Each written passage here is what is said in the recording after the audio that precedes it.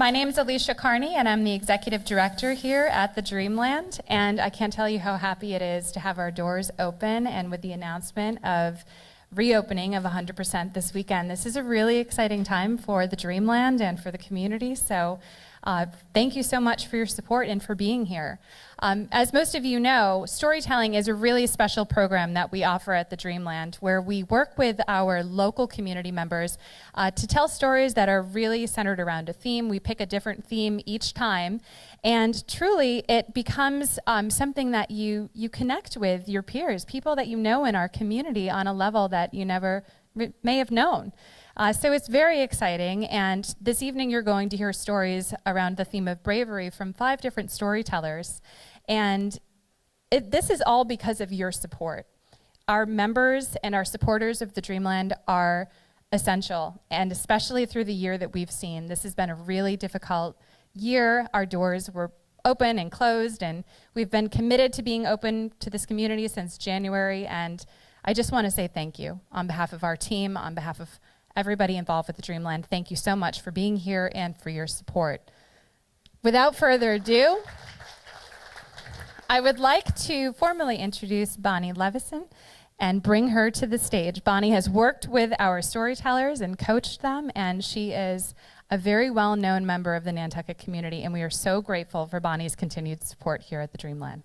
Bonnie?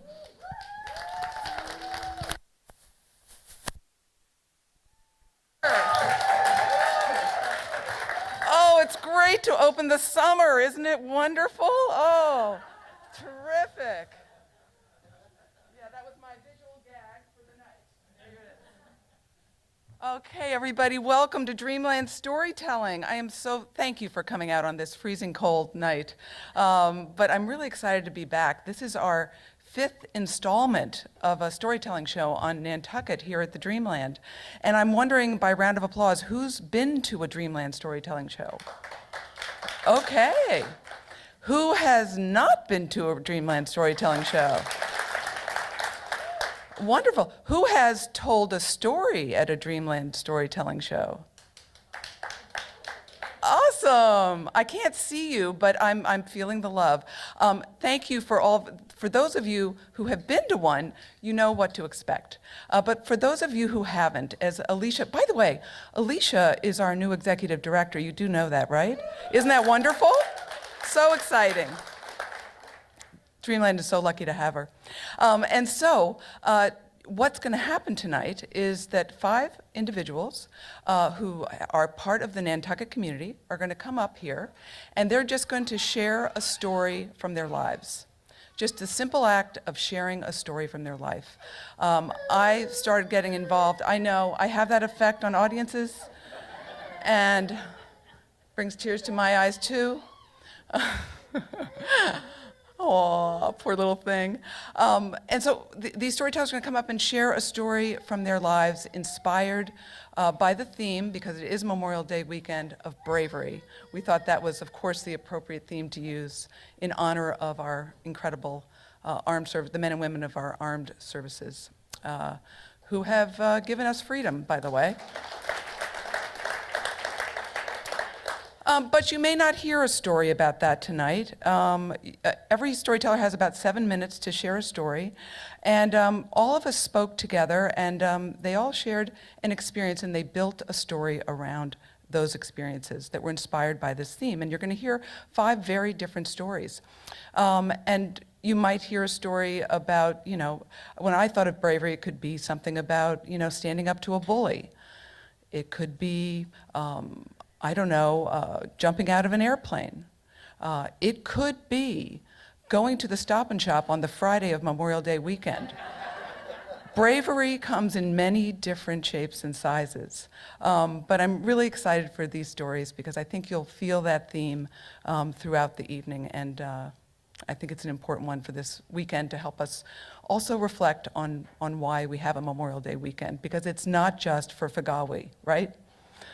I understand Fagawi is not, the boats aren't even coming here this weekend. Round of applause. I don't know. I'm out in Wisconsin. I don't see very much of that. But I was thinking about bravery, and I was thinking, okay, what Nantucket and was there ever a time that I experienced bravery? And I was reminded of a time 3 years ago.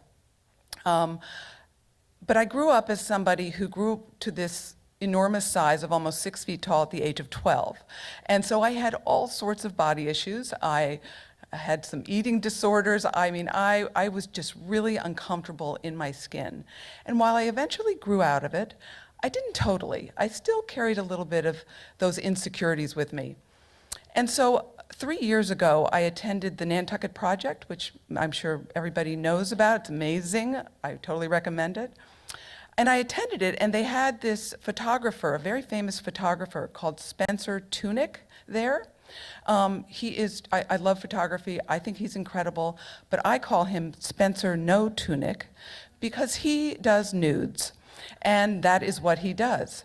And I had a friend who, the Nantucket Project has said, whoever wants to show up and be part of his photograph, he's going to take a photograph on Nantucket Island somewhere. And a friend of mine convinced me to go. Now, I am telling you, still at my old age, it was terrifying. But I got up at 5 in the morning. I went to the White Elephant Hotel. We were just told to gather there in bathrobes, which is weird anyway, with a bunch of strangers on the porch of the White Elephant. It was so strange. And then suddenly there's about 80 people that showed up. I couldn't believe it. And it is the most awkward thing, by the way, standing in bathrobes with all 80 people you don't know. And he says, we're going to march down to the lighthouse, and which we did. We make our way down to the beach, and he sort of tells us what's going to happen in order to take this picture. And then he very nonchalantly says, now take all your clothes off. Now, I have to say, I said, I expected a little more like a hug or, a drink, some nice talk, take your clothes off, what? And suddenly 80 people just dropped everything, found their little place for their clothes, and I'm like, oh my God, I can't believe I'm going to do this. So off they go, and suddenly there we are, 80 people, and I'm telling you, we are all ages, all sizes, all shapes. It is quite something, and it's freezing. But he marches us down. I'm still not comfortable yet, by the way. It's still very odd. And he marches us down to the beach, and he has all of us face the water, and he has us pick up some seaweed, and everybody does their sort of Statue of Liberty stance, and he's from behind us. There's 80 people in these rows. And we're standing there, and so it's a lot of bottoms. He does bottoms, by the way. I just want to clarify that for people who don't know his photography. And we're standing there, and suddenly, as the sun comes up, you hear the honk, honk, and there around the bend comes the steamship. And I can tell you, and he's like, don't move, don't move. And you're hearing laughter, some tears, some like, oh my God. And so we're looking at them on the boat. Everybody came out, and they're looking at us. and all I could think is, normally people throw pennies when they go by Brant Point. They're throwing dollar bills, I'm just telling you right now. It was so shocking. Anyway, so he takes the picture. I run back to my bathrobe and make my way home in shame, but it was pretty cool. It's like, I did it. And I was really proud of myself, but I was really excited to get the photograph. And it didn't come for months, and so finally it's Christmas time, and the envelope comes. And I pull out the photo, and it's a Spencer Tunick photo. It's amazing, and I'm like, okay, where's my butt? And I was cut out. I went through a life-changing experience, and I was cut out. It was insulting, but the truth is, I didn't need to be in the picture. I have the picture, and I have the memory, and now, unfortunately, you do too. But I did it, And you know what? It felt amazing. So I totally recommend Drop Trow. Oh, thank you for putting up with me. And so we are going to get going with this show because we did start a little late. But first of all, thanks again for all of you for being here. And I'm going to just introduce by name our storytellers. And at the end, I'll tell you a little bit about them. But we're just going to let the story do its thing.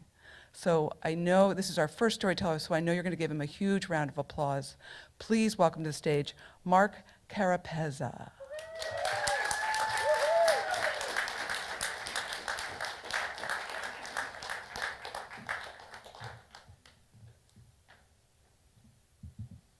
Thanks for coming out, everybody. When I was a kid, growing up until about the age of 17 or 18, when I left home, sometimes I would get woken up by my parents arguing in the next room. I shared a room with my parents, and I was the only one of, well, I have an older sister and 2 younger brothers, and they did not. And the things that I heard through that wall sometimes, I just never shared with my siblings. There was one night when I was about 10 or 11 years old, I had woken up, I went to the bathroom, and coming back into the room, I stopped in my doorway because on my pillow was this perfect square of moonlight. And I'd always been fascinated by the moon, and I just thought, wow, what a cool coincidence this is. So I got in bed and looked out through my skylight, and if I moved to the left, the moon disappeared to the right. If I moved to the right, it disappeared to the left. And I was old enough to understand orbits and how things rotated, but this was the first time that coincidence really hit me hard and brought me outside of my body. We all have something in nature that brings us outside of our body, whether it's trees or birds or the ocean, but for me it's always been the moon. So I put my Walkman on and surfed the radio, which I loved to do as a kid, and just stared out my skylight looking at this moon as it set to the lower right corner of the square. And I just imagined myself on the moon, looking back down towards Earth at night, and using a telescope, finding my skylight and looking right down and seeing me. And it was an experience that's lasted for my whole life, being able to have this sort of empathy, I guess, for myself. Not feeling sorry or pity, but just being like, it's okay, buddy, we're going to get through this. There's something bigger than you. So fast forward about 10 or 12 years, and I come home from my sophomore year at college where I suffered a horrible heartbreak. I was just a shadow of myself, lost my confidence and my weight. And when I get home, my dad tells me, my sister, and my brothers that my parents are separating. In that 2 months, I guess my reality of life and love and just everything really was just ripped away from me. And in some ways, it was very sad, don't get me wrong, but in other ways, it was very, it felt good in some ways to recognize that what I had been hearing through this wall just wasn't healthy. At that time also, my best friend and I had been planning a cross-country trip. We were so excited. We were going to jump in my truck, this red Dodge Dakota with a mismatched camper that we had nicknamed Jenga. We were going to go fly fish the best rivers in America. We were going to see all the great sights and do all these great things. And then all of a sudden, all this news happened to me. I felt really guilty about possibly leaving my sister and my brothers and my mom at home. I was home for 2 weeks, and one of those nights through the wall, I heard my mom crying. And I went and I sat with her on the bed, and it was probably the most, it was the saddest night, hopefully, of my life. And we commiserated with each other. It was her first heartbreak, too. And, I was just asking all sorts of questions about life and love, and she just finally said, Mark, you just have to love. Like, you're not guaranteed anybody to love you back. You just have to do it. And regarding your trip, you just have to go. You just have to go do this. So I got back in bed that night. There was no moon in the skylight. I was wondering where it was. And I left for my trip a week later.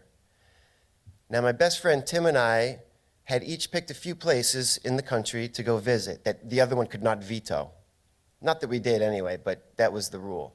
And one of mine was Arlington Cemetery, because my mom's father, my grandfather, Grampy, was a World War II fighter pilot ace, and he had been memorialized there with a columbarium the year before, and I wasn't able to be there for it, so I definitely wanted to see it. So I packed some, etching paper and some charcoal to make an etching, and some Jiffy Pop popcorn to make because he loved popcorn, as does my mom and myself. And we headed out on our trip, and we made it to Arlington Cemetery in about mid-June. Days are very long there in mid-June. And so we got there, and the sun was about to set, so we knew it was kind of late. And we roll up to this gate with a guard booth, and it was a stone guard booth and the swinging gate, and the gate was open, and there was no guard in the booth.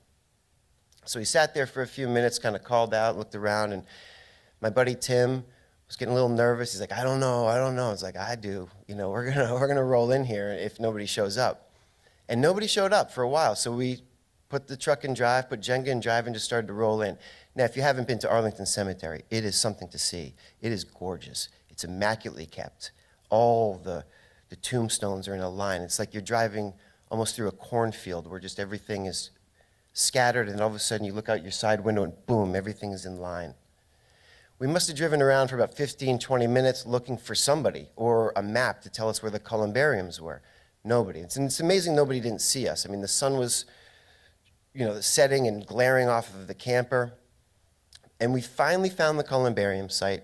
We knew we had to get out soon. So we busted out the Coleman grill, cooked the Jiffy Pop popcorn. I made my etching, had some popcorn, shared some with Tim, left some kernels on Grampy's columbarium, the edge. And we're like, all right, we got to get out of here. So we get back in Jenga, and we drive to the gate that we came in at, and the gate's closed. And there's nobody in the booth. And we get out of the truck, check the gate, look in the booth, call out, honk the horn, nothing. Tim's freaking out at this point, but I'm kind of liking it. Kind of liking this idea, Got to take advantage of it. So we traveled the whole perimeter, or at least most of the perimeter of Arlington Cemetery. Every gate that we found was locked with no guard. So we drive back to the columbarium site. We cook our dinner, thinking somebody's got to, be on a golf cart or something, like zooming around, like checking the place out, but nothing. We had our dinner, watched the sunset, and what comes up on the horizon but the moon. We watched the moon rise for I don't know how long, and close to midnight, this fog rolls in. And I'm talking like movie Halloween-style fog, where it's just covering the ground here and there, tombstones sticking out of the clouds, like it's like heaven or something. It was really magical. And seeing this, we both decided it's a good night to take a walk. Yeah. So we head out on this walk, and we were walking around, and I remember there being a lot of different ecosystems. Like it was warm one place and really chilly in another place, and it was really interesting. And just scenes everywhere. Very imaginative. And my best friend and I were so close, and still are so close, that we can kind of communicate with very little words. And we just kind of looked at each other and was like, I'll see you later. And we just went off in our own separate directions for a little while. Finally, later on, I see Tim way across the cemetery, and I give him a whistle, and he sees me. Now keep in mind, we could have been anywhere in orbit from the center where we met up. We walked right towards each other. And as my witness, where we met up, there was a dugout grave with no tombstone. Tim was kind of freaked out. I knew what I wanted to do. I sat down, I hugged my feet in, and I looked down. I could see the moonlight hitting the bottom of the grave. And I jumped in. And as soon as I jumped in, I do remember as soon as my ears went under, it was just total silence. Like nothing I've ever really witnessed before or since. And when I landed, it was like landing on one of those gymnastic mats. It was soft. And the walls were very dark. It was like being put in the center of a deep chocolate cake. The walls were damp. It was warm. It was everybody's least favorite word. And I just kind of was like, I'm just going to lay down here. I mean, I myself was a skeleton of myself. I was just not, like I said, it just wasn't myself. And I laid down, and Tim's leaning over the grave, looking down at me, and I'm looking up at him now, and there's this perfect rectangle with these blades of grass stabbing into the moonlit sky, and the moon is backlighting Tim. And I ask him for a couple minutes, and when he agrees and he steps away, and there it was. It was really like a best friend coming to me that you can't argue with, that only tells the truth. And in the most poetic and profound way, just looking down at me saying, "It's all right, buddy. It's going to be all right. You're going to get through this." It's amazing what can go through your head when you're in those types of moments and what you can think about and how quickly you can think about it. I thought about the walls that I was sharing in the grave.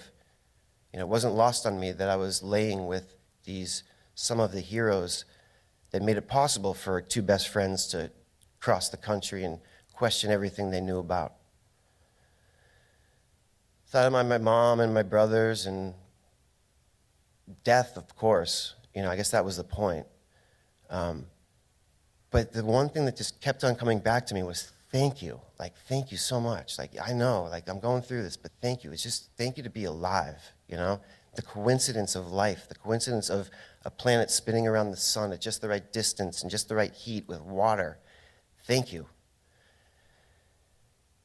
So Tim reached his hand down, helped me out. I'll let you know, Tim did jump in. I kind of, didn't make him, but I really convinced him that he needed to do it, and he did.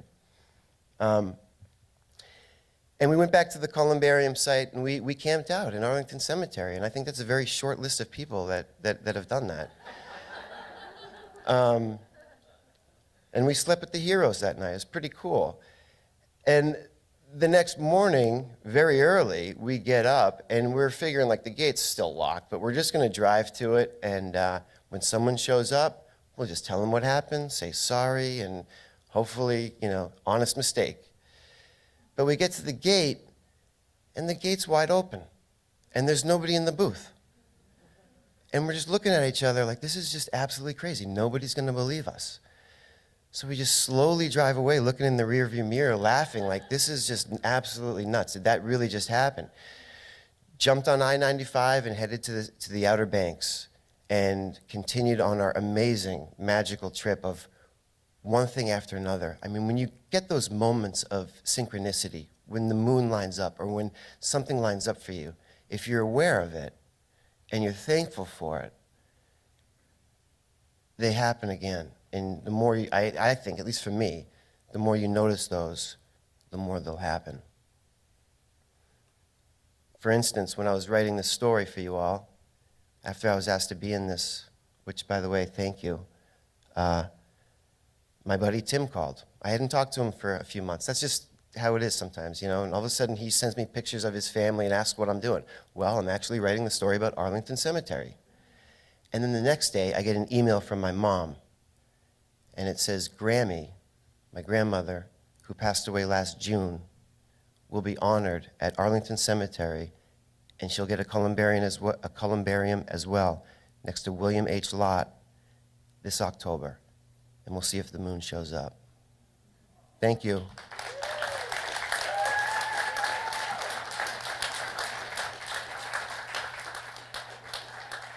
Let's hear it for Mark Carapezzo. Woo!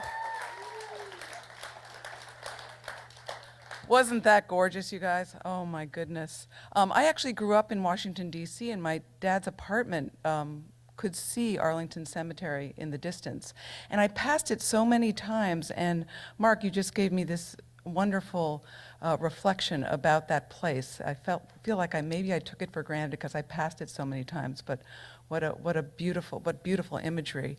And I do want to point out that if I saw an empty grave, my first thought would not to be to get into it. Can I, yes? Are you with me? That is insane. But you're not. You are brilliant. You're absolutely brilliant. And I do want to point out, because you've just, the cool thing about, Alicia said it, the cool thing about storytelling is it's a relatable art. And when you hear a story, it starts making you think about your own life, even though we didn't live each other's lives. But I have a spot, because I'm standing here, so you have to hear about me. I have a spot at the Sconset Columbarium. And my son is here tonight, and I love popcorn. So I would like, I know, honey, this sounds morbid, but I would like you to bring some Jiffy Pop to my columbarium site when I'm in there. So thank you, Mark, for that. Okay, are you ready? Oh, I want to say, Mark is a magician and a multimedia artist, and he goes by Magic Mark, and probably some of you have heard of him. And I asked everybody just to share something that they love about Nantucket. So one thing that he loves about Nantucket is its history. Somehow that's no surprise. He is producing the global participatory artwork Wishes from, ... Wishes from. And anybody who's interested in it can find more information about it at wishesfrom.org. So look into wishesfrom.org. I'm sure it's going to be as amazing as the story we just heard. Wonderful. Okay, are you ready for your next storyteller? Yes? Yes? Okay, please welcome to the stage Holly Finnegan.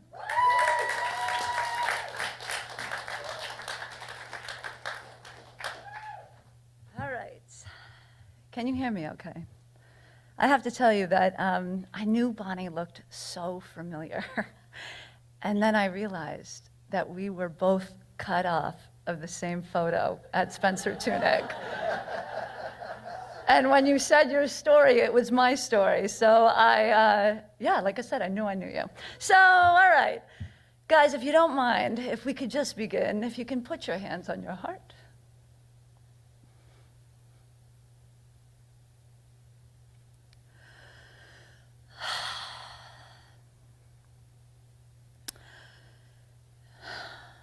Inhale courage.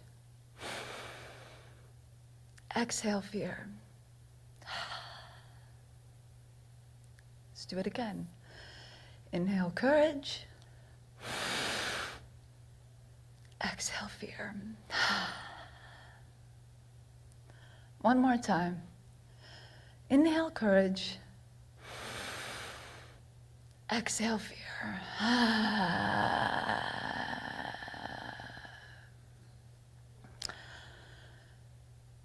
You know, this is how I start my meditations. Super difficult to do that, right? To inhale courage and exhale fear.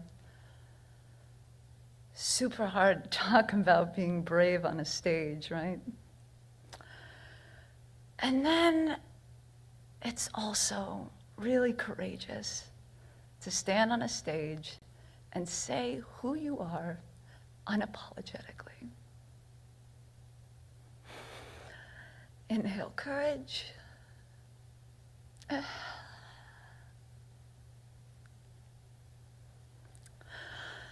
All right. With that out of me, and with my eyes closed, because as my father, who has been graciously listening to this story all day long, knows that I tell it best from the heart, and sometimes it's easier to do that with your eyes closed. So, sorry guys, this is how you're getting it. All right, you know what's crazy? In just about 4 hours, they say that you don't have to wear a mask anymore. But what happens in our lives when we realize during a time of COVID that we've been wearing a mask around here for way longer than many know? I am here to tell you bravely tonight the story of Holly Ruth Finnegan. And I will do that as told through the story of my Mr. Hyde, my Miss Black Book. Many of you might know me from something called the Nantucket Black Book. It was my it guide to the island, telling you where to sip, where to shop, where to stay, restaurants, retail, real estate, where to drink, where to dine, where to dance. As you can tell, I was an English major. So, With that, I created the island's first online guide of what to do out here.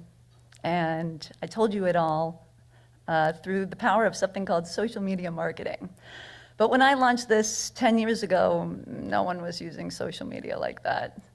Actually, when I used to ask people to advertise with me at the grand price of $75 a week, I would get told to come back to them when I sharpened my pencil. It's one of my least favorite lines. That and can I pick your brain? Because honestly, that's just disgusting. Right? Think about that next time somebody says that. So anyways, so I started this guide and I had no idea what I was building, but I was building a social media empire in the process. I was using platforms like Instagram and Pinterest and Facebook and all these things that I had learned as a Xennial, Gen X and Millennial together. So I was able to use these all and adapt real quick. So I created this guide and I created this persona and I created this brand and it got big. But I was always really good at telling other people's stories. As a journalism major, that's kind of like all I did. I was really good at telling other people's stories, so much so that I forgot about myself, because it was easier that way. Because 2 years into the Black Book, my mom died. And I didn't want to talk about that story. So let's talk about all your stories.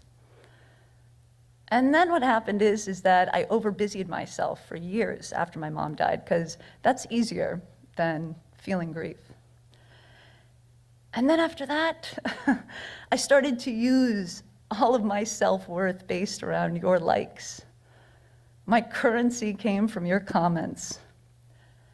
The value of my business was from how much you paid attention to what I put out. So as you can guess, I was broke, because you don't make money off stuff like that. But I was also broken. Like, I had a broken heart. You know, I was helping hundreds of nonprofits and restaurants and real estate people and retailers and entrepreneurs, and yet at the same time, I couldn't help myself. So, during that time of overbusying myself, I realized I had 2 heart problems. My first heart problem was that I was addicted to social media. Yeah, it's not something that a lot of people know that much about yet, but trust me, it'll come out more. And then my second my second heart problem was that I actually have a heart problem. I have something called Marfan Syndrome, and I always knew that I was going to have heart surgery at some point. So in 2017, I decided that that was going to be the year. And it was mostly just because I was so tired of being online all the time, tired of people asking to pick my brain all the time. And all of a sudden, this business was starting to work. People believed in social media, but it didn't work for me. So I did the most dramatic thing I thought I could do. I got heart surgery, because then everyone would leave me alone. Because an out of office that says I just got sawed open and my ribs were just in my armpits yesterday doesn't really sound like, can I ask you a question about Twitter? So I got heart surgery on 1/8/18, and let me just tell you, you don't come out the same person afterwards. And I was at home at my dad, my stepmom's place, and my parents, and they were the Finnegan Inn. We call it a healing spa and ranch. Basically, my father is the best nurse out there. So I was healing there, and while I was healing there, I thought that everything kind of just stopped, because it did for me. I didn't feel great about the silence. And I wasn't telling you everything that you needed to know today, because I didn't even know what was going on in my life. What you need to know today is that I can't get up to go to the bathroom by myself. Tag whatever toilet company I want to sponsor me. But all jokes aside, I started to write down questions in this journal that said, who am I? Why am I here? And back on Nantucket, because my dad's in Concord. In Nantucket, there is something called a merry-go-round, and here on Nantucket, it continues just to go around and around and around. And it doesn't matter if you're here, it still keeps going, even as much as we think we're such a big part of this island. So the stage wasn't the Dreamland, the stage was the box. And the topic wasn't bravery, the topic was comedy. And it wasn't Holly Finnegan, it was a local comedian on the stage that night in January. When he said, "The Nantucket Black Book is like the Farmer's Almanac for drunk sluts."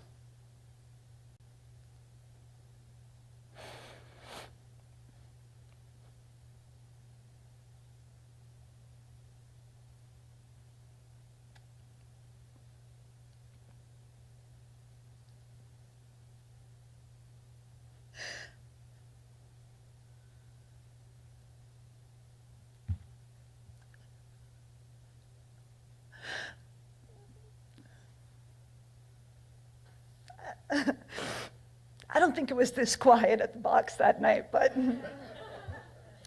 I mean, how would I know? I couldn't even get there.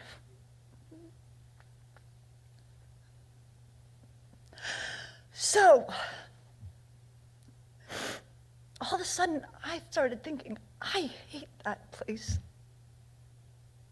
Is this what everybody thinks of me? Is this what everybody thinks? I'm just some big joke? All that time helping all those people, and this is what they say? Because this is what happens with comedians, right? Imitation is the sincerest form of flattery.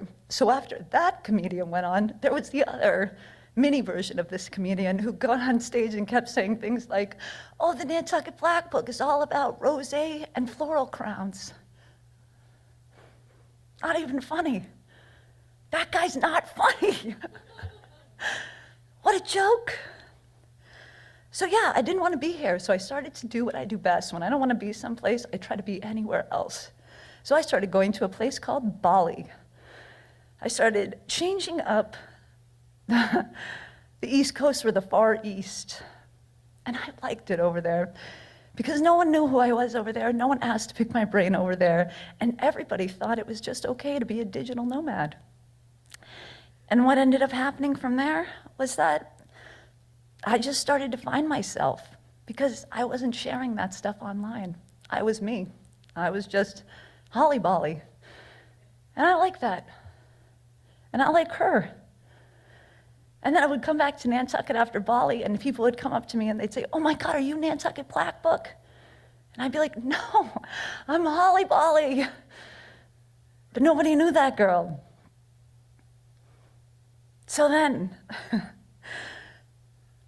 I ended up going back to Bali 4 times, and I kept getting drawn back there and coming back here, and I didn't feel like myself here, and I didn't want to be here anymore.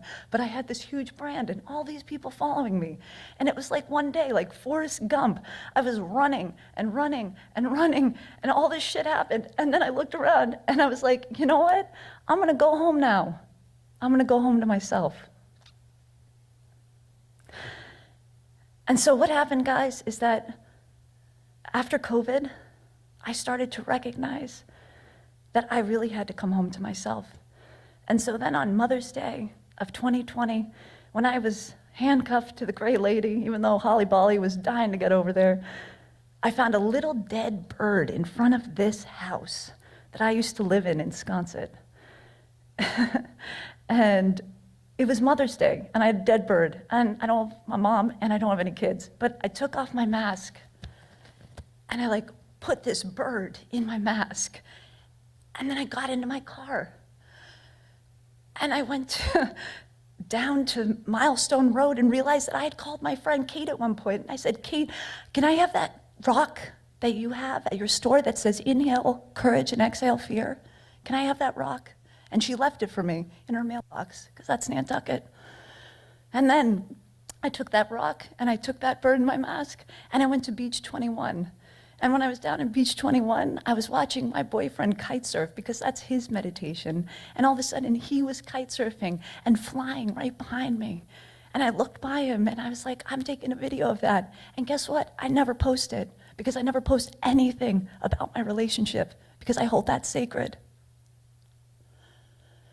And then I had this bird, and I was this stone, and I was at Stone's Beach, Beach 21, and I was like, I'm gonna put this bird right here, and I'm gonna bury it, and I'm gonna use this as a headstone, and I'm gonna have a little funeral for it. And that funeral was not just for that bird. That funeral was also for the Black Book. Because that bird that died there is this phoenix that you see here. So let me just tell you guys something. It's crazy, because like, in 4 hours, you don't have to wear a mask anymore. But could you be so brave to take off that other mask and ask yourself in the mirror, who am I and why am I here? Because as the ultimate doctor said, the ultimate doctor being Dr. Seuss, be who you are and say what you mean.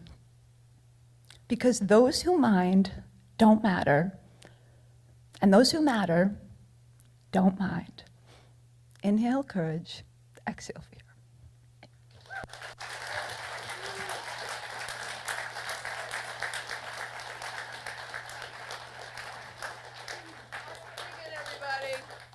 Holly Finnegan, one more time. Wow. I teach storytelling, and one of the things that I teach people to do, it sounds so obvious, is it's a principle. Be yourself. And that's also part of allowing yourself to be vulnerable when you share a story, because that's what connects an audience. And I think Holly did all of that so beautifully tonight. Thank you for your candor. She also does Happy Place. I'm glad we were naked together, Holly. That's very special to me. I also did not know that now you do Happy Place Nantucket, so I do recommend it. She takes these absolutely gorgeous, joyous photographs, and they make me feel happy when I'm not here, so thank you. Holly is an expert marketing strategist, real estate agent, and considers herself a healer with her words. Her favorite thing to do is connect communities offline and considers listening the new learning. She loves Nantucket in January as much as Junuary. I love that phrase. Okay, are you ready for your next storyteller? Okay, energy. We're going to bring her to the stage. Mary Jane Moser.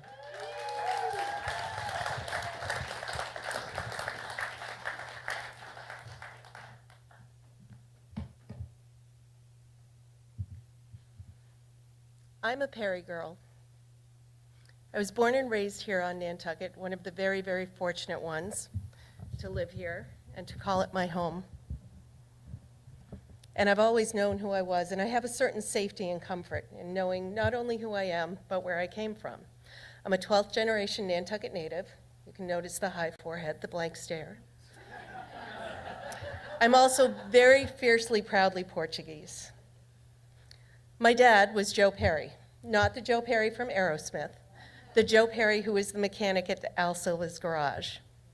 Dad worked for Slippery Al for about 40 years, and then he moved from there on to Outdoor Power. He was there for about 20 years. After Dad grew a little bit older, we made sure that his garage was a comfortable, safe place for him to be. Dad loved to repair small engines, and he loved to putter. My mom was Madeline Perry. She was the town clerk for many years and loved her job. And a friend reminded me a few days ago that my mom used to bring hunting licenses home in the winter so that people wouldn't have to disrupt their workday to go down to the town clerk's office. They could just come to our house anytime, day or night, and pick up their hunting license. Even now, though they've both been gone for many years, it's not unusual if I reach my hand out to introduce myself to someone for them to say, I know who you are. You're Joe's daughter. You're a Perry girl. And you look just like your mother. And it's true. I'm also the youngest of three. My sister Leanne was 16 when I was born, and my brother Gardner was 8 when I was born. As I grew up, it was evident that somehow there was a shift in my family when I came along.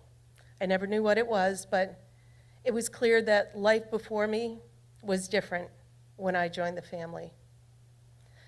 About 25 years ago, my sister Leanne passed away from complications of her diabetes. And when I was 11 years old, my brother Gardner was killed in a car accident on Nantucket Road in 1971.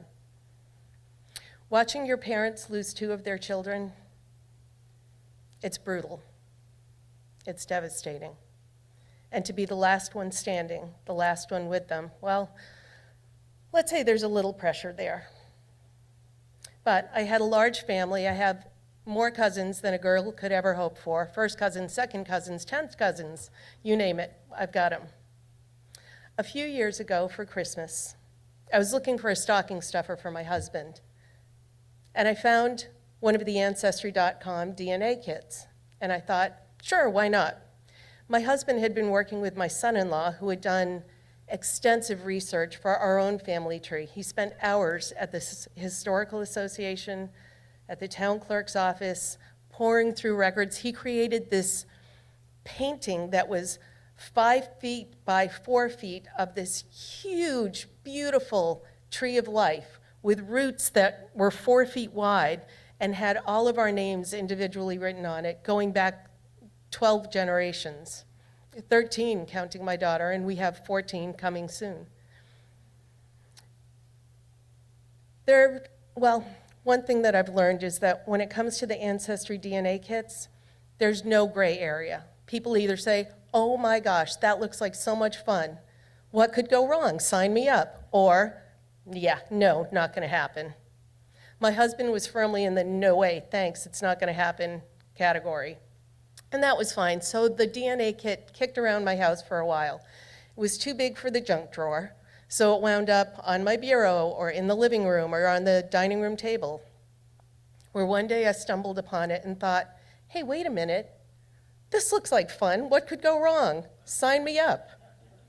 I followed the instructions, sealed the envelope, and sent it in. Didn't think much about it. About 5 weeks later, ridiculously, ironically, on my sister Leanne's birthday, I received an email saying, Dear Mary Jane, tomorrow, your DNA results will be ready for you to view. I thought, oh, cool. Now I get to see how really Portuguese I am. So the next day, which strangely enough was my brother's birthday, Mom, Dad, Gardner, and Leanne were all born in March. I was the odd man out, born in April. Before I went to work, I signed in and looked at my results. First, I looked at my DNA matches. I knew if the Gardner name was there, they got it right.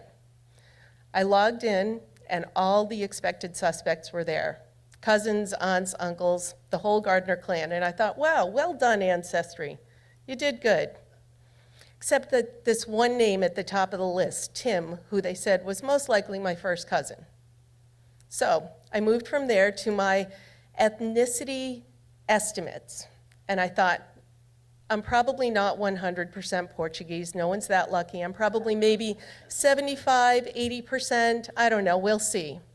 I signed on to that page, and I thought, oh, I must have to hit refresh. So I hit refresh, and the results didn't change. I thought, oh, I have to log out, log back in. So I did that, logged back in, and the results were the same. It said 48% French, 47% Irish, 5% Portuguese. Clearly, someone had made a huge mistake, and all I could think of was, whoever that Tim guy is really bogging up my works here. Obviously, they had accidentally linked him to my page, and so something was wrong. So I called the experts, my son-in-law and my daughter Mariah, and said, I really need your help with this. Ancestry has really messed up my DNA thing, and can you please go in before I write them a letter and tell them they did the whole thing wrong? Could you please just go in and tell me what you think and what you see? And they said, sure. So I finished my workday and I went to yoga class and I came down after. I picked up my phone and there was a message from my daughter. Hi, Mom, we love you so much. Hey, don't read Alex's email until we talk. Of course, I read Alex's email immediately, which said, Dear grandmother of my children, I believe that Tim is your brother. Love you so much, your favorite son-in-law. Now, when I think about this story and this adventure, which I do all the time, this is always, if I had a soundtrack, it wouldn't be music. Well, it would be music, and we'll talk about songs another day. But it would be this conversation and these emails and the going back and forth. Throughout this whole thing, this moment, learning that he was most likely my brother, that's when my heart cracked. That's when I knew what I had always known, what somewhere in me had always kind of suspected, but was never sure of, because truly no one ever said, hey, you look just like your dad. So I got in my car to drive home.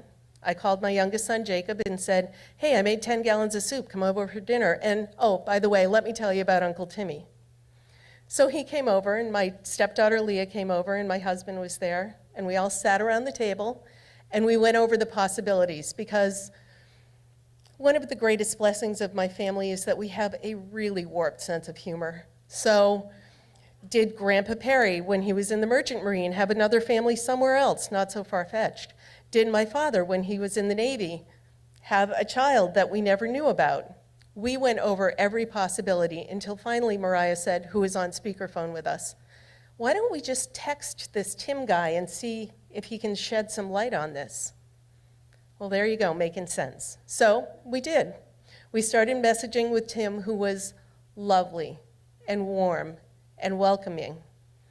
And I have to say, throughout this whole time, while my heart was hurting and I was devastated in clarifying something I knew, thinking that Joe wasn't my father, there's this little person on my shoulder saying, can we address the elephant in the room about the Portuguese thing? Because this is just wrong.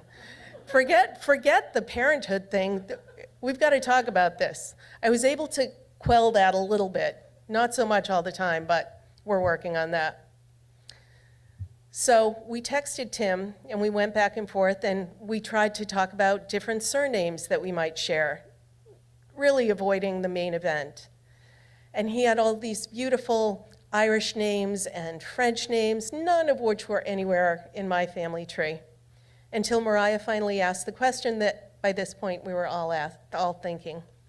She said, hey, Tim, do you think your dad ever spent any time on Nantucket? Tim paused a moment, and he wrote back, and he said, no, I don't think he did. Dad fought in the Korean War, and after the war, he came back, and he was a homebody. He pretty much stuck close to home. He was an avid reader. He loved to dance. But no, he didn't travel much. But let me ask my mom just to clarify. Tim came back a few minutes later and said, something I never knew about my father. He spent the summer of 1959 in Nantucket. I was born in April of 1960. Even I can do that math. The next few weeks were more like a nor'easter than a roller coaster. Meeting these two men after losing both of my siblings, who we exchanged pictures and text messages and emails, and they were welcoming and lovely and kind and had always wanted a sister, and there was so much joy around this heartache that I felt. And my daughter, doing what she does best, troublemaker that she is, called me one day and said, hey, Mom, I'm having a cookout. I've invited Uncle Tim and Uncle Mike, both of whom were younger than me and coincidentally born in March. She said, why don't you join us? So I did. I flew down to Virginia, and I met my brothers at my daughter's house for the first time, along with their lovely wives and my nieces and my nephews. One of the things that I've learned throughout this whole adventure is that my truth was still my truth. Yes, I am a Nantucket native, 12th generation. Yes, I am Portuguese and French and Irish. And I know I'm Portuguese because I can't cook for less than 10 people. And if you give me an hour and a half, I can truly, and this is no exaggeration, make 10 gallons of kale soup. And the next day, because it's always better the next day, it'll be some of the best kale soup you ever had. I am the youngest of three. I am the oldest of 3, and I'm the one in the middle of 5. And even though what I know now is that my father was a butcher named Tim from Brockton, Massachusetts, who spent the summer on Nantucket, and I wish we had had a chance to meet. My dad is and was Joe Perry, and I will always be a Perry girl. Thank you.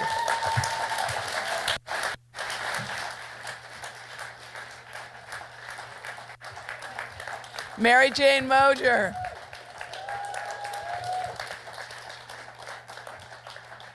Okay, I'm crying. Wow.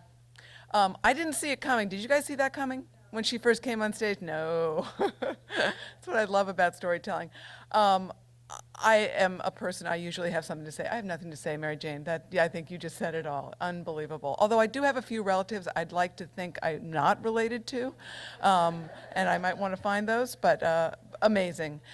Mary Jane, if you don't know her, she is the store manager at Bartlett's Farm. How cool is that? She lives here with her husband, Steve. They have 8 grandchildren, now you're showing off, and 2 more on the way. Yeah, you really are showing off. And something she loves about Nantucket, she loves sharing family stories with her kids and cousins and enjoys wandering aimlessly through the moors, rain or shine. Thank you so much. That's lovely. Okay, our next storyteller coming to the stage is Charlie Walters.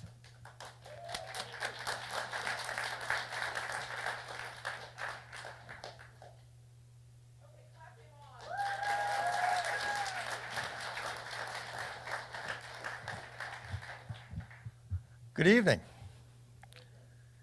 When I was growing up outside of Boston, I went to an elementary school that had public speaking every year. It was mandatory. And the teachers would write us speeches, and we would get up in front of the whole school and give our speeches. I hated public speaking so much, I can't really express it. It made me nervous. It made me scared. I wasn't very good at it. And I was delighted when I was out of elementary school and didn't have to do it anymore. So my story is about how I got from there to here. 10 years after elementary school, I moved to Nantucket full-time. I'd been a summer person before that. And I'd been here for about 10 years, brings me to 1981. And as much as I was enjoying it here, I was feeling an urge to try new things and meet new people. And 40 years ago, that was kind of hard to do in this town. But I gravitated to the theater workshop of Nantucket, not to be on stage as an actor, but to do stage crew work, whatever it happened to be. And that turned out to be prop man for a play, and I said, fine, I'm happy to do this. Little did I know that the play was 3 hours long and had more props than you can possibly imagine, and I had to be there to make sure every actor had his prop at the right time and the right place. Rehearsals lasted for 6 weeks, 5 nights a week, 4 hours a night, and I was there as much as the cast was. I loved it, no complaints at all. The surprise came after the 6 weeks of rehearsals and the 2 weekends of performances. I suddenly realized, and it really was suddenly, I hadn't felt this creep up on me. I thought, I want to be on that stage.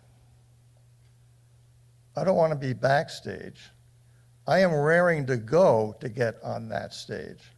And I didn't really understand it at that point, and I just knew that that was the way I felt. So the next production, this would have been early 1982, I got a walk-on part. I had about half a line to speak, but that was fine. And the production after that, I had a more substantial role, not a lead role, but I think I had 75 lines, maybe more. And for someone who had never really been on stage before, that was quite a bit. Well, there's one scene in the play where I'm on stage by myself for 5 minutes with only another actress on stage with me. We were supposed to be having a private conversation, and we had rehearsed this literally scores of times leading up to this performance. Everything went fine during all those rehearsals and during the first few performances, but this one particular night, I'm standing there, we're about halfway through the 5 minutes, and I suddenly realize there's a third person on stage. If you've ever been on a play or anything like that, you know that you do not want to have an unscripted moment happen right in front of you, involving you. But that's what it was. So what do? Well, I was just going on instinct. I knew this fellow would come out a couple of pages early, a couple of minutes early, and he delivered a couple of lines and then left. And I thought, well, I'm just going to say the line that I was supposed to say if he had come on at the correct time. I didn't know what else to do. And I thought, well, we'll just forget those 2 pages existed. So I did that. But the actress had a different idea, because those 2 minutes had a speech she was going to give, and it was really her highlight of the performance. She was not going to be deprived of the opportunity to give that speech. So she went back a minute or two, a page or two, and is giving the speech. What am I supposed to do? There were numerous problems that I became aware of right away. First of all, the line I was supposed to say at the end of her speech was the line I had just said to the fellow who entered and exited at the wrong time. And I thought, if I say that line again, it's going to sound wrong, it's going to look wrong, I'm going to look stupid, the play is going to be bad, the audience will know. So I can't say that line. But there were a whole bunch of actors and actresses backstage waiting for a cue to come on the stage, and their cue was that line. So I had to say that line. I can't say that line, I have to say that line. So I'm trying to figure out what to do, but also keep in mind, I'm on stage and it's a live performance, there are 100 people out there. I have to make the audience believe that I am listening to the actress as she's talking.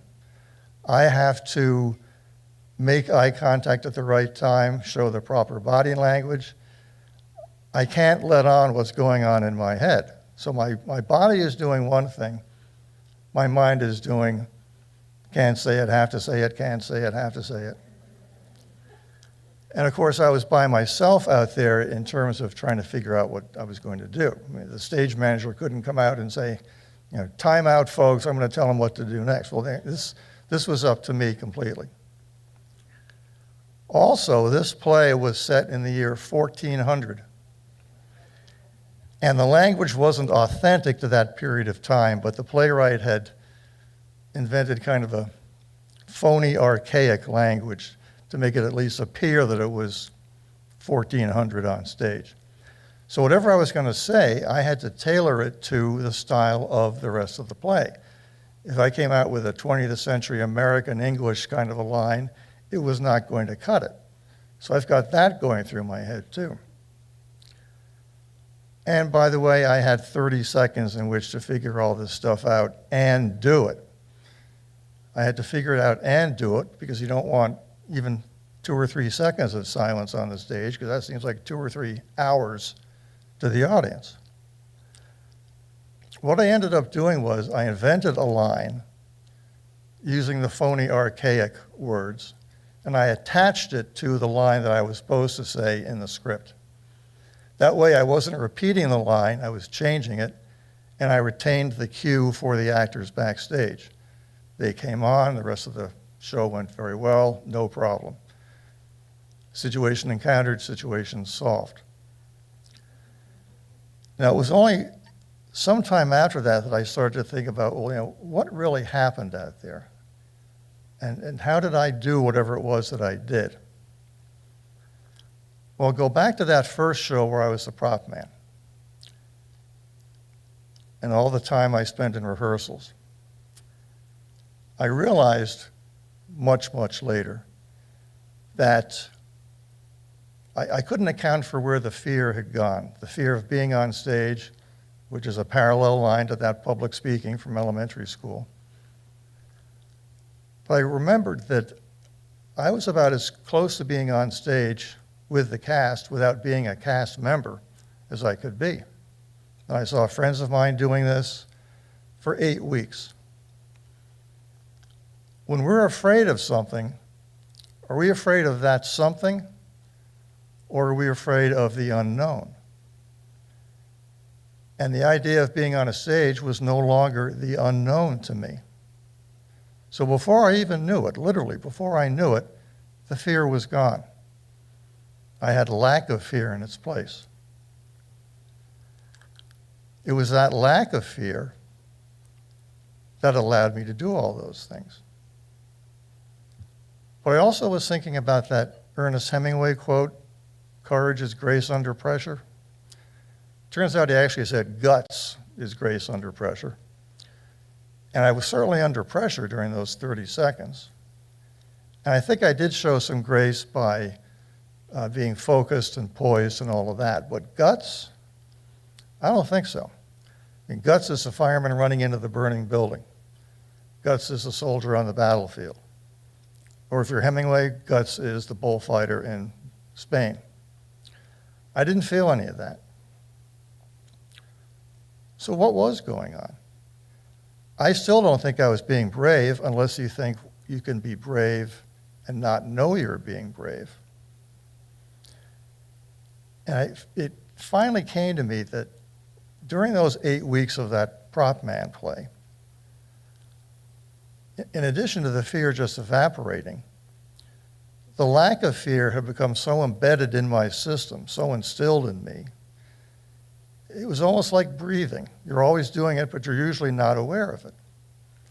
And that's what happened to me, not just getting on that stage, but being in that position where I had to do something and I had to do it fast and I had no clue what it was going to be. And yet somehow I did it. And the director said to me afterwards, "You handled that like a pro." Well, I didn't. But the point was, I did something. And the audience never knew the difference. At least as far as I know, they never knew the difference. I'm not sure some of the cast knew the difference either, because it happened so quickly. It's very possible that I and the actress were the only ones who knew there was something wrong. But the point is, if you want to count lack of fear as bravery, and I'm not sure that I want to do that, frankly, but if you think of lack of fear that way, and if you accept that you can get it so into your system that you never knew that the fear was there in the first place, then that's what happened to me. And those 30 seconds on stage when I was trying to figure out what to do, those are the proudest moments I ever had on stage. I was only in 3 plays, 1 minor role, 2 major ones. But still, when I look back, that's what I am most proud of, that I figured out what to do. And that I figured it out without feeling fear, without feeling bravery. I just did it. I was breathing. I was figuring out that problem. And it's that lack of fear that made it possible for me to do all those things. And for that matter, it's that lack of fear that 39 years later has enabled me to tell you that story. Thanks for listening.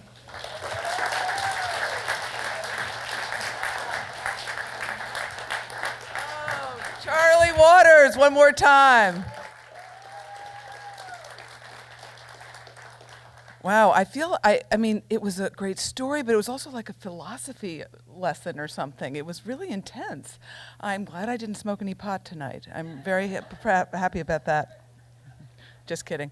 By the way, public speaking, it is scary, and one of the things I think you really touched on was this idea of preparation and this familiarity. The other thing that you all know that they say is to picture your audience naked, which I am doing right now. And I want you to know you look fantastic, all of you, fantastic. That silenced you up right away, didn't it?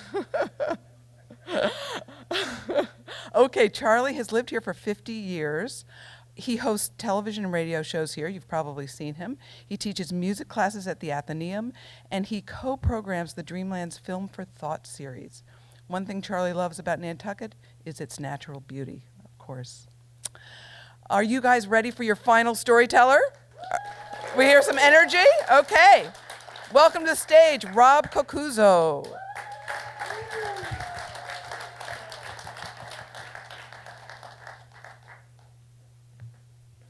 Good evening, everyone. I feel very privileged to be able to be the caboose on this train. You guys have been phenomenal. This has been a real treat. So about 4 years ago, my dad and I decided to go to Italy to trace our family's roots. Now, the adventure was prompted by my grandfather, who, on his deathbed, told me one of his biggest regrets in life was having never gone back to his ancestral village where we drew our family name. So my dad and I decided we're going to go in his honor.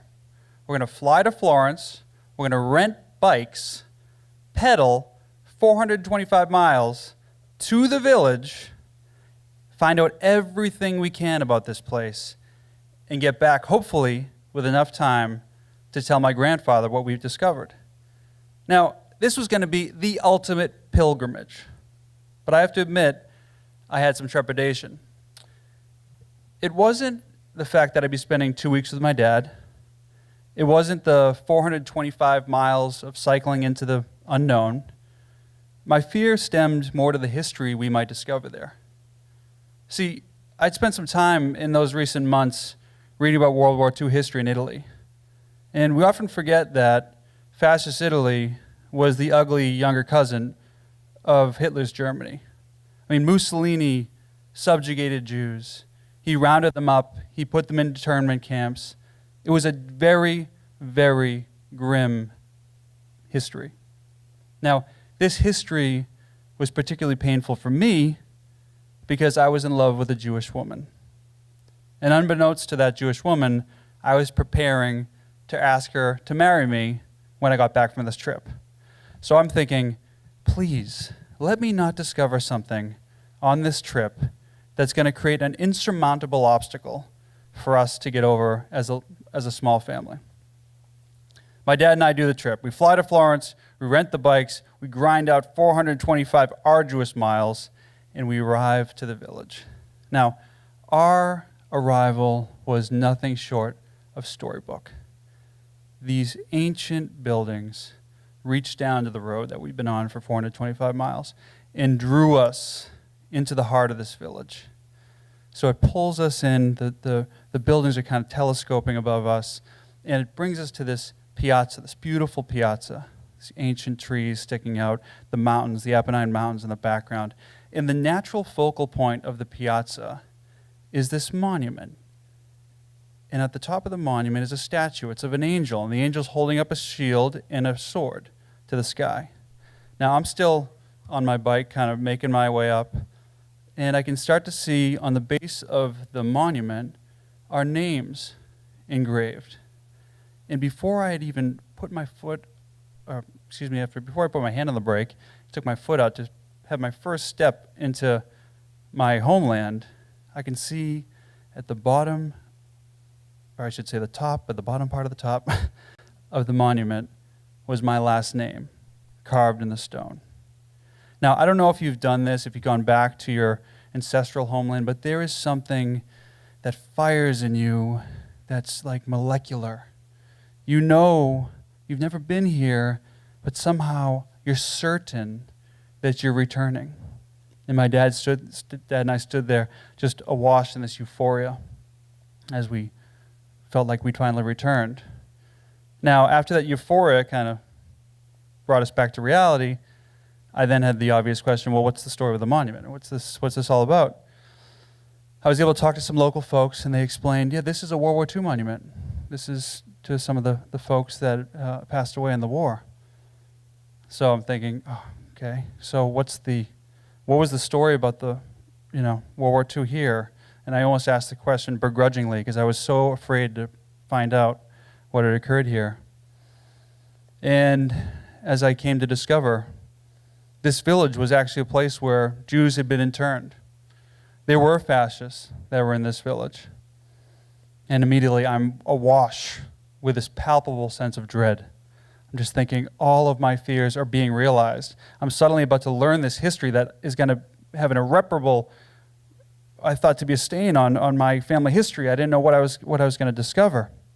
So I was kind of faced with a question on whether to learn more or just to say, hey, call it a day. Oh, we got the details. We're going back. And obviously we were there. So I sought out and had the benefit of a local woman who kind of became my research liaison / translator. And she began to tell me more about this history. And she said, Robbie, yes, there were fascists in this village.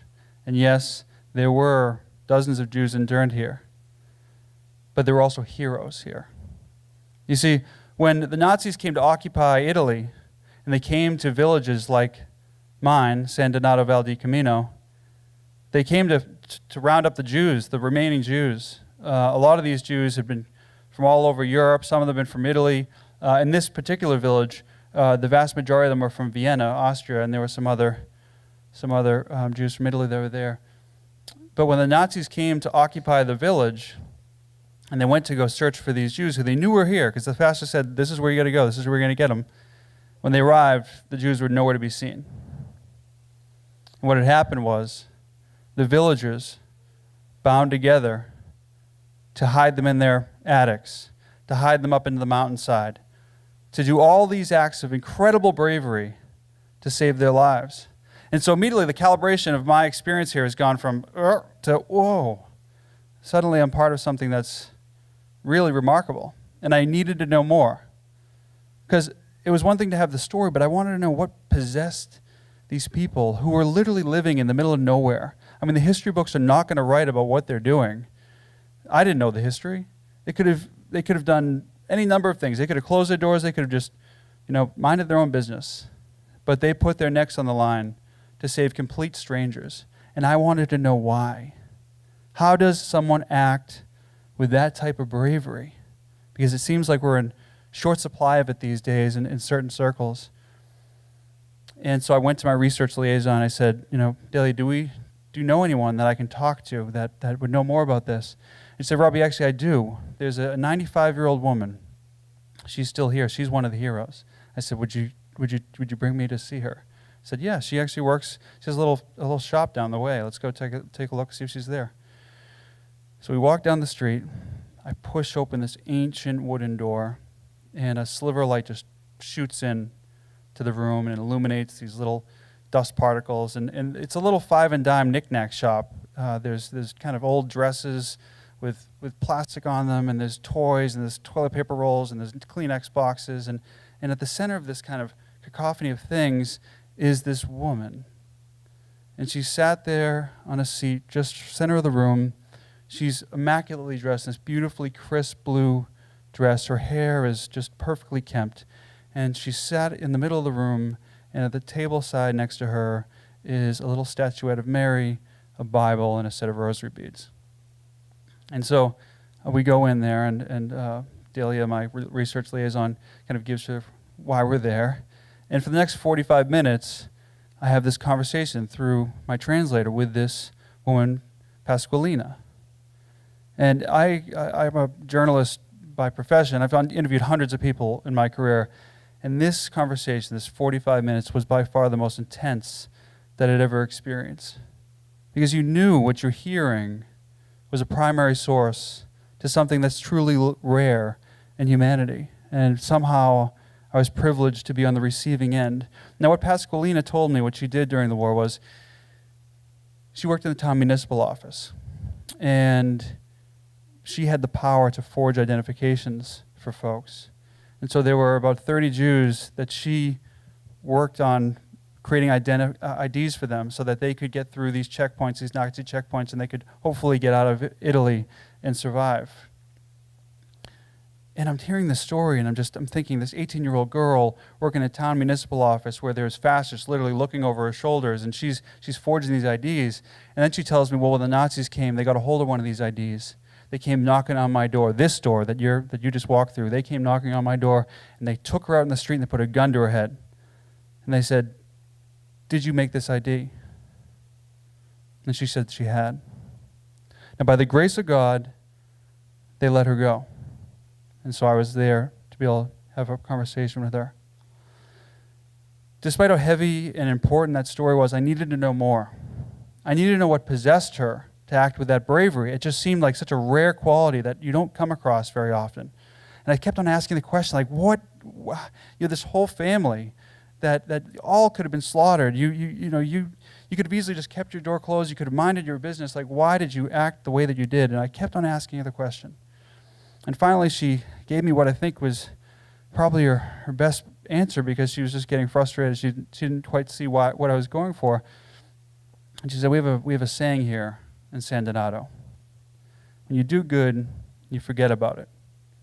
But when you do bad, you'll always remember it. And so I took that piece of wisdom. That was my truth. That's what I discovered here. And we raced back home. We got to my grandfather's bedside, and I had actually taken a stone from that ancient village, and I put it in my grandfather's hand. I said, Papa, this is your piece of the village, and I want you to know they were the descendants of heroes. And as I left him that day, and as I think about it today, I hope that molecular connection that I felt when I first saw my name carved in that stone is somehow imbued with that heroic trait that Pasqualina had, that same heroism I saw on the top of the monument. And I hope that if I'm ever faced with a decision, I'll remember those words, that when you do good, you forget about it. But if you do bad, you'll always remember. Thank you very much.